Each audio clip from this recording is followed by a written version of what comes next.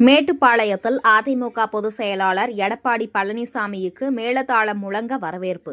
கோவை மாவட்டம் மேட்டுப்பாளையம் பேருந்து நிலையம் அருகே அதிமுக பொதுச் செயலாளரும் முன்னாள் தமிழக முதலமைச்சருமான எடப்பாடி பழனிசாமிக்கு அதிமுகவினர் மேளதாளம் முழங்க வரவேற்பு அளித்தனர். இன்று நீலகிரி மாவட்டம் குன்னூர் மற்றும் ஊட்டியில் பிரச்சாரத்தில் ஈடுபட உள்ள எடப்பாடி பழனிசாமி சேலத்தில் இருந்து புறப்பட்டு மேட்டுப்பாளையம் வழியே நீலகிரிக்கு செல்ல காரில் பயணித்தார். அப்போது அதிமுகவை சேர்ந்த கட்சி பொறுப்பாளர்கள் மற்றும் தொண்டர்கள் மேட்டுப்பாளையம் பேருந்து நிலையம் அருகே ஒன்று திரண்டு மேளதாளங்கள் முழங்க எடப்பாடி பழனிசாமிக்கு வரவேற்பு அளித்தனர்.